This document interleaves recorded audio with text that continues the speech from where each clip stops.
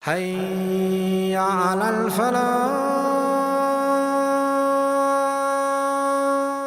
Allah knows what response to send when.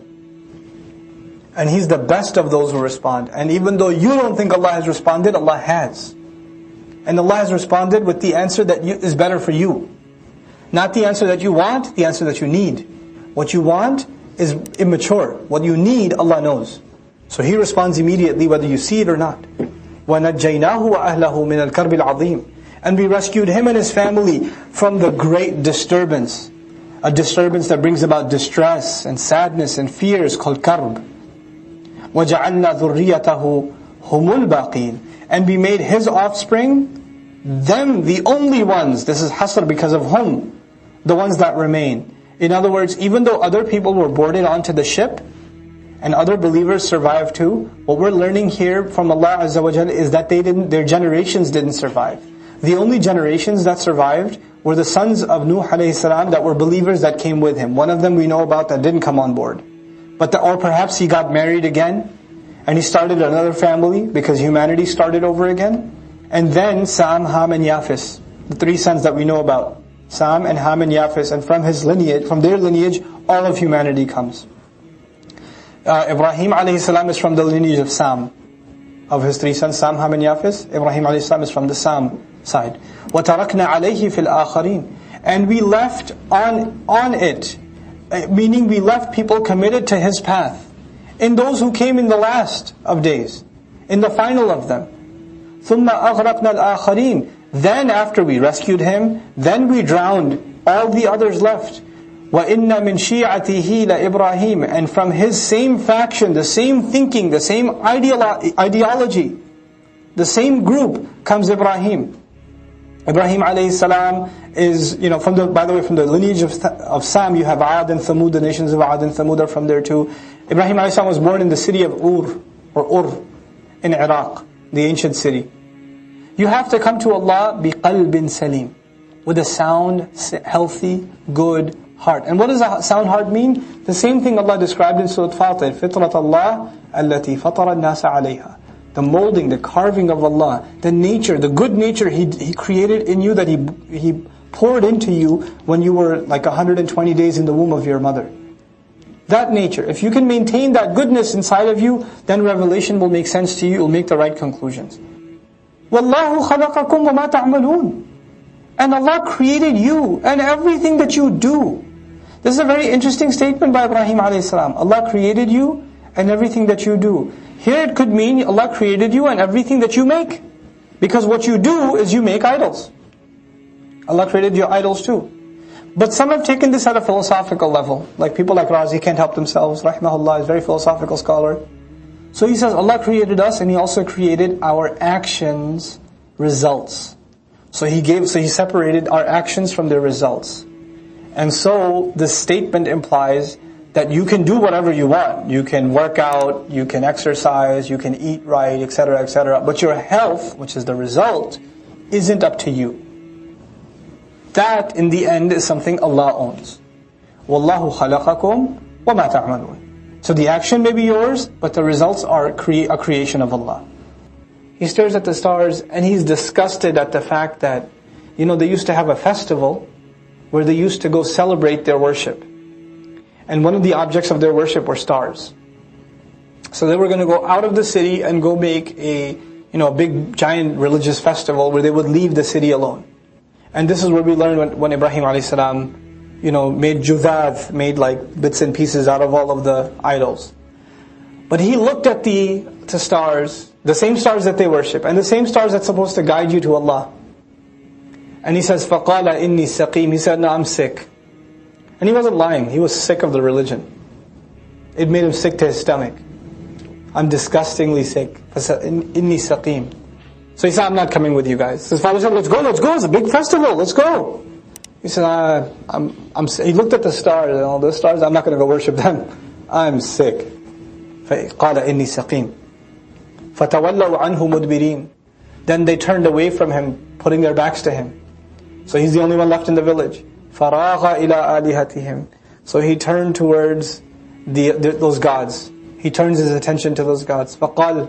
He says to them, أَلَا تَأْكُلُونَ? Hey, you're not eating anything. He sees all this food in front of those idols, because they put food and flowers and milk and all this stuff in front of them, and he goes to the idol face to face. He goes, hey, you're not eating? You're not going to eat? مَا لَكُمْ? What's wrong with you? لَا تَنْطِقُونَ? You can't say anything? You don't talk back? He's expressing his frustration. Clearly he's a young man at the time. Clearly. فَرَاغَ عَلَيْهِمْ ضَرْبًا. Then he turned around and he smacked one of them. بِالْيَمِينِ. With his right hand. And then what happened after he smacked one of them and it fell to the ground, then you know what happened next, right? Then he went to town on it, and we've already read about that. So Allah just alludes to the fact that first he talked to them first. Like, hey, you look hungry. He's so enraged, and he just went at it. Now, فَأَقْبَلُوا إِلَيْهِ يَزِفُّونَ.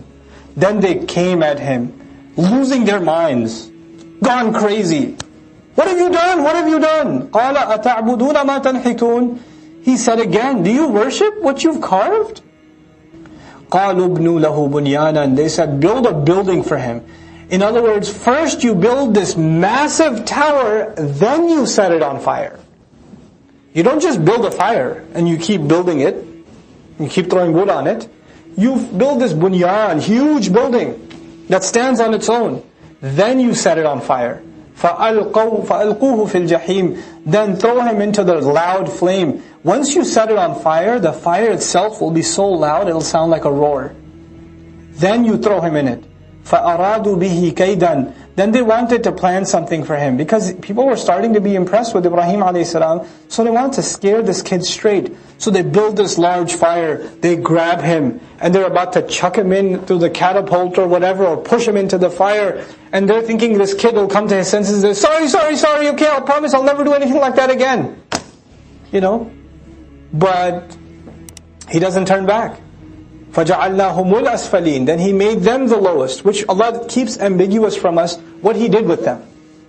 Allah just tells us He made them the lowest, which means they were humiliated. It could also mean that they sunk, they were killed, we don't know. But we do know that Ibrahim a.s. escaped. قَالَ إِنِّي ذَاهِبٌ إِلَىٰ رَبِّي سَيَهْدِينَ. He said, I'm going to my master, he'll guide me. Like, you know how beautiful. Ibrahim a.s. is going somewhere. He's going to Palestine. He's leaving Iraq. And by the way, going from Palestine to Iraq, between Iraq and Palestine and Sham, there's a huge desert. And you can't go through that because you won't survive. So you have to go along the Firat, the river Firat, north. So Ibrahim a.s. went on a prolonged journey, where he finally ends up in Palestine. And so, and then from there, of course, you have Mecca, where he's told to make hijrah and leave the child. And then eventually comes Ishaq, etc., etc. So you have Ibrahim a.s. and he's not saying I'm going to Palestine, so I'm going to Allah. إِنِّي ذَاهِبٌ إِلَىٰ رَبِّي سَيَهْدِينِ. He'll guide me. رَبِّي هَبْ لِي مِنَ الصَّالِحِينَ. Master, grant me from the righteous. What he could also mean here is grant me righteous company. And Allah gives him children of the righteous. He grants him children. فَبَشَّرْنَاهُ بِغُلَامٍ حَلِيمٍ. Then we congratulated him of a forbearing, loving, compassionate. Hilm is actually a patient, tolerant child. Hilm also means that you don't get overwhelmed. You don't overreact. You take things and you can absorb them and you can deal with them in a calm way. This is hilm. And it's actually a very rare quality described in the Qur'an. Other than for Allah, which is, of course, Halim is used for Allah Himself. Other than Allah, it's only used for two individuals in the entire Qur'an.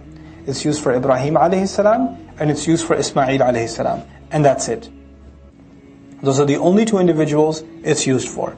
فَبَشَّرْنَاهُ بِغُلَامٍ حَلِيمٍ فَلَمَّا بَلَغَ مَعَهُ السَّعْيَ. Then when his son reached the age where he could run with him, he could go around and make the efforts with him, he could back him up. قَالَ يَا بُنَيَّ. He said, my son, إِنِّي أَرَى فِي الْمَنَامِ. I keep seeing in a dream, أَنِّي أَذْبَحُ. Assalamu alaikum wa rahmatullah. If you enjoyed this video, please do share it with friends and family. If you want to see more videos from this series, click on the box at the top. If you want to see other videos, click on the box at the bottom. And don't forget to hit the subscribe button. Thanks.